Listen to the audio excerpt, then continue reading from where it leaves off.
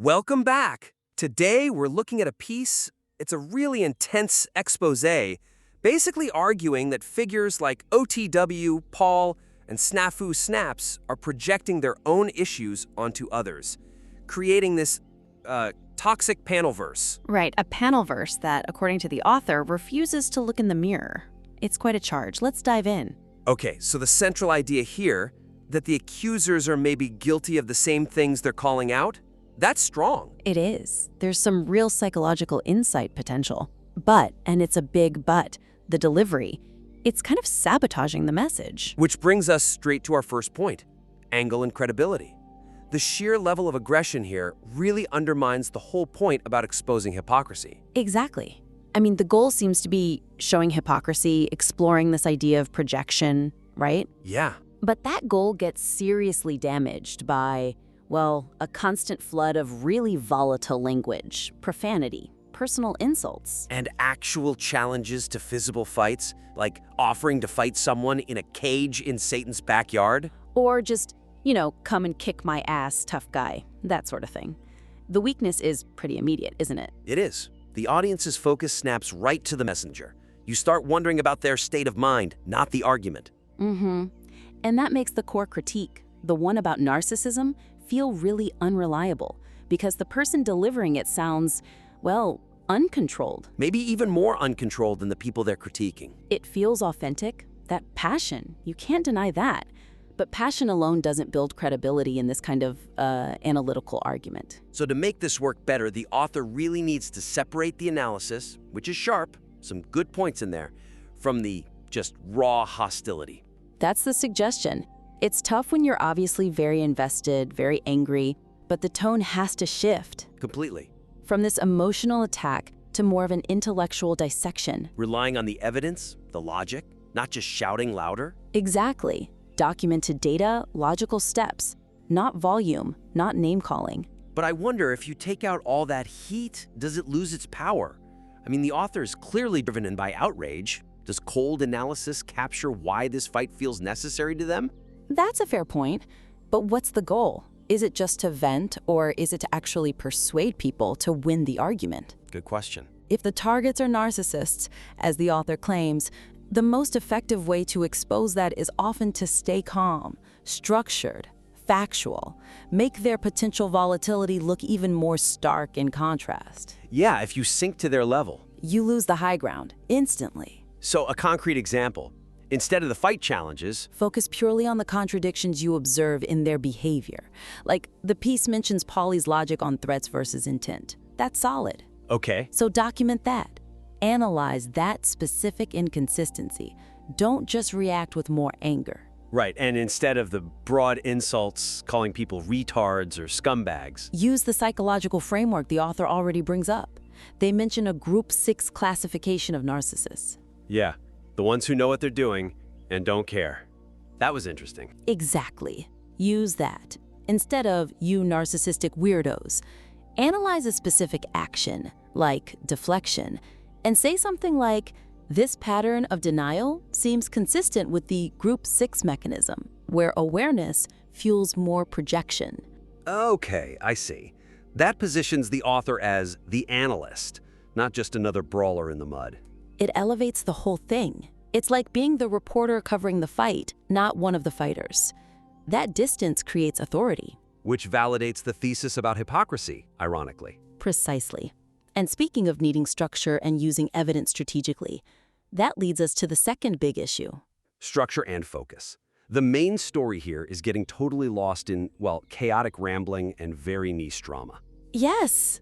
There's a really compelling narrative core in there, but it's buried deep. You mean the author's own history? The 3 years of being apparently stalked or harassed by Snafu Snaps after ghosting him? That's the one. It seems like the key piece of evidence that explains the author's reaction, the threat, the legal issues. But it's hard to follow because the text jumps around so much. High-level psychology 1 minute, then suddenly we're hearing about fixing a clutch in Snafu Snap's Mustang, or the offer to meet at street beefs, or complaining it's hard to find some 30-second video clip. Yeah, those details might mean something to people deep inside this panel verse, but for anyone else, it's exhausting. Even if you do know the background, that lack of structure makes it feel like a rant, which, again, undermines the idea that the author is the rational one here. So the weakness is a clear lack of narrative control. Absolutely. And the suggestion is pretty straightforward. Build a clear chronological structure. Center it entirely on the conflict with Snafu Snaps. That timeline is the core evidence, really.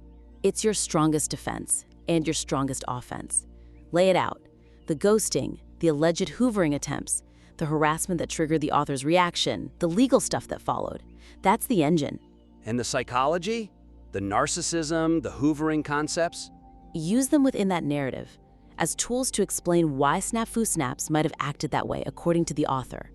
Don't let them become these rambling, disconnected lectures. Okay, so anchor it. Maybe dedicate a clear section right up front. Establish the origin story of this specific conflict. Exactly. Something strong that sets the stage and justifies the later reaction. Like starting with, look, I left Snafu Snaps alone for 3 years. Then he contacted me outside the Panelverse, on my phone, upset about being blocked, calling me a traitor, something like that. Perfect. That immediately frames everything that comes after. It provides context, justification. And building on that idea of using evidence strategically, the legal references, like the Landry vehicular manslaughter case, they feel a bit thrown in right now. They do, almost like drive-by shots rather than analytical points.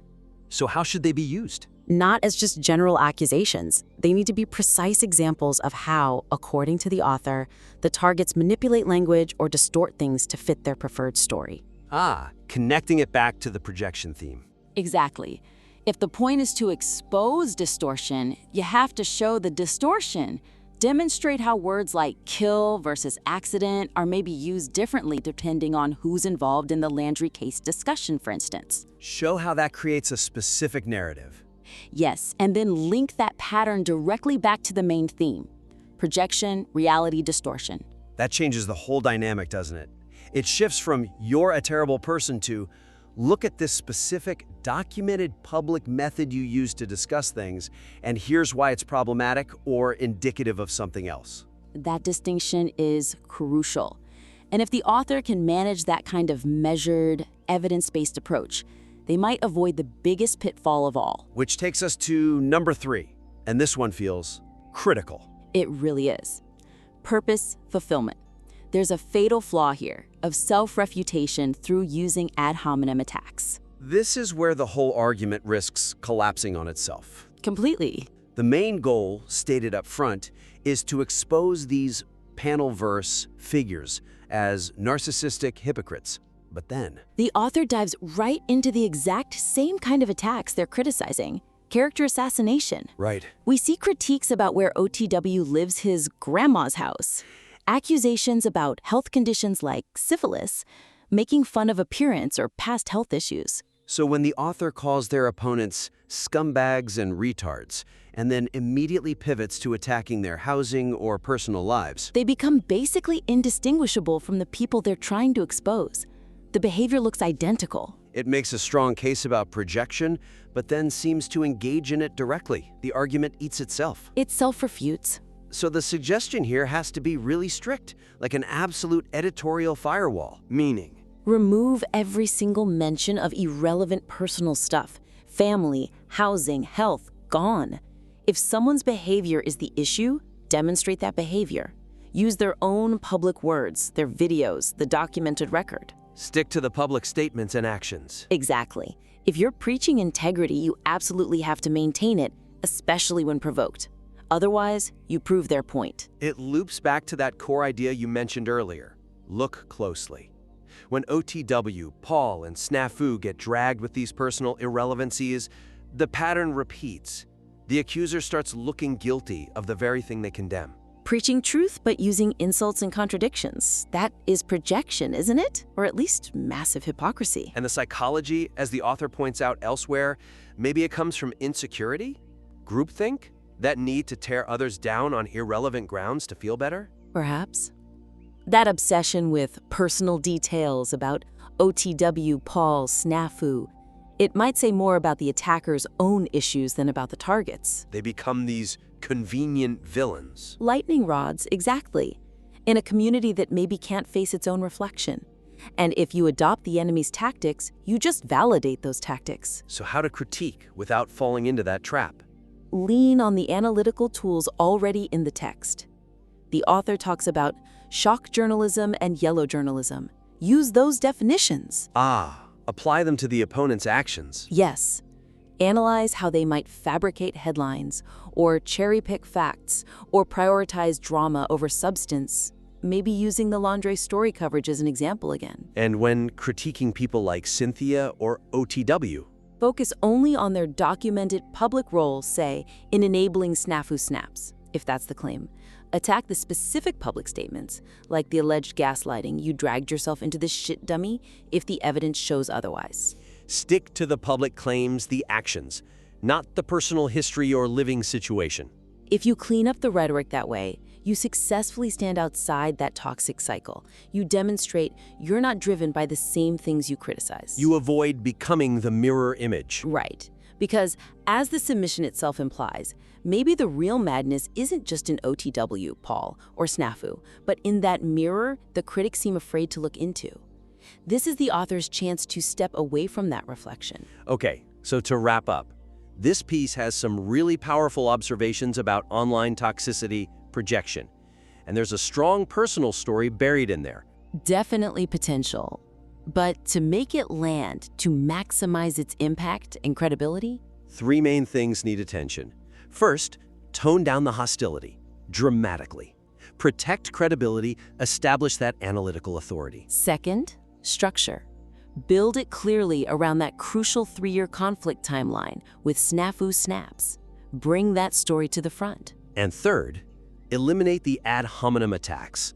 Cut out the personal stuff that just makes the author look like the thing they're criticizing. That self-refutation has to go. If those changes can be made, focusing the tone, sharpening the structure, and cleaning up the argument style, the final piece will be much more persuasive, much more effective in revealing the truth the author clearly wants to expose. So we definitely invite you to take another pass at this. Think about these points, strengthen the argument, and please feel free to submit it again. Yeah, good luck with the revisions. Keep refining it.